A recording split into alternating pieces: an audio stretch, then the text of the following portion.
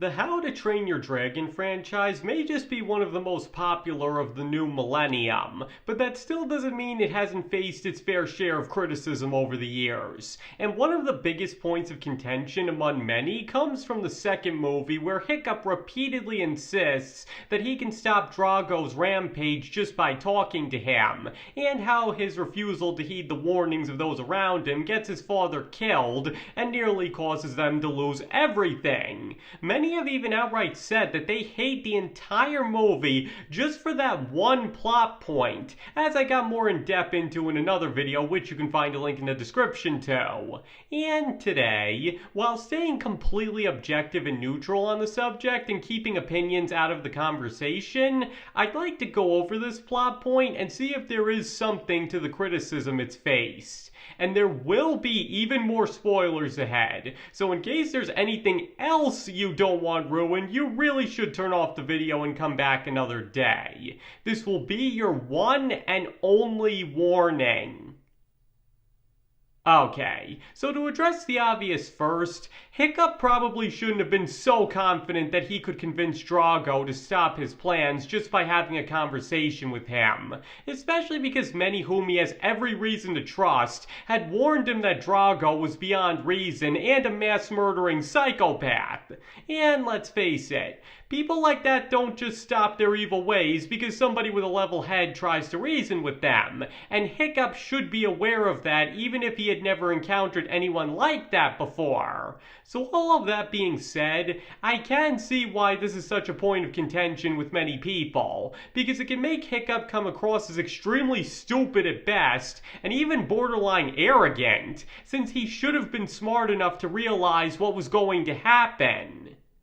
But that being said, it was actually pretty in character for him to believe that, because in the first movie we see that his ability to see the good in others where nobody else will is what allows him to befriend Toothless and eventually unite the dragons and villagers. And not to mention, his ability to show his father the error of his ways, at least eventually, is another major reason the movie is able to reach a resolution. Though even then, Stoic proves to be extremely stubborn and takes a lot of convincing, but the fact still remains that Hiccup is able to settle things peacefully with words instead of fighting like his father prefers. So with all of that as a precedence, it does make sense that Hiccup would come to believe that he could talk down and reason with anybody to convince them that he's right about something, not understanding that there are genuinely evil people in this world who will never stop no matter what, and aren't just extremely stubborn but ultimately good like his father is.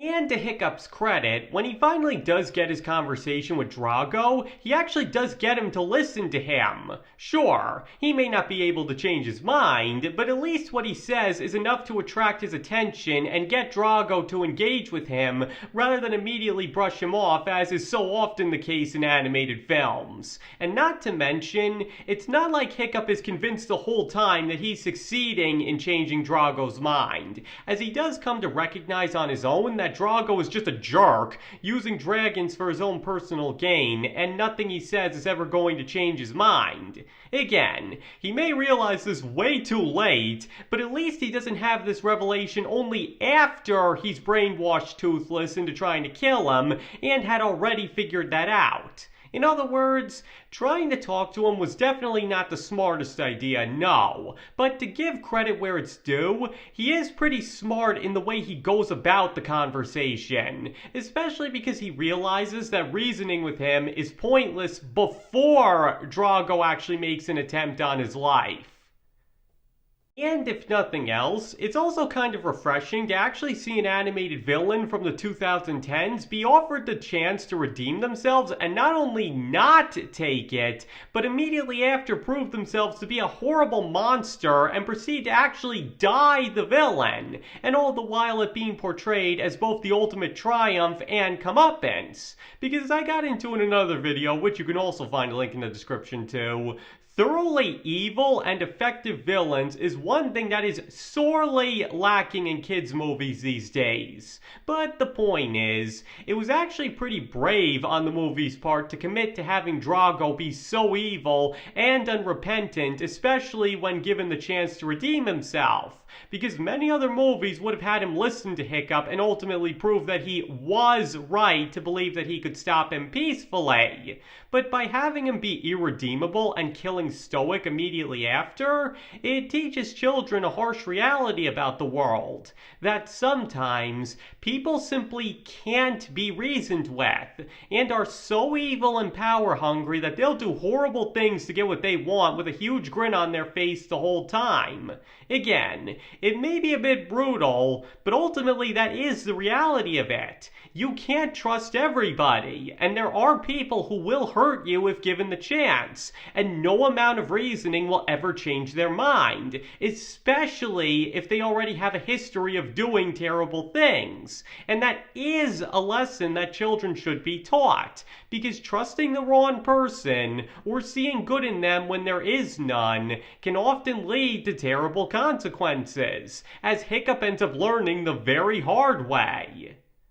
To put it simply, Hiccup believing that he could stop Drago just by talking to him may not be the best plot device ever, and does make him come across as a bit more naive than he realistically should be, but it does at least serve a purpose to the overall narrative, because it was in character for him to believe that, even if you'd expect him to be a bit more cautious, and it ends up sending a sad but healthy message to the children watching about not only listening to your parents when they tell you not to trust someone, but that some people really are just evil, twisted, sick individuals, and that nothing you can do will ever change that. So once again, while it's not perfect and it's easy to see why so many took issue with it, overall it does work. I mean, as a writer myself, I will admit that it could have been done a bit better, but considering what they were going for, I would have to say, even when looking at it fair and objectively, that it does make sense and was handled pretty well all around.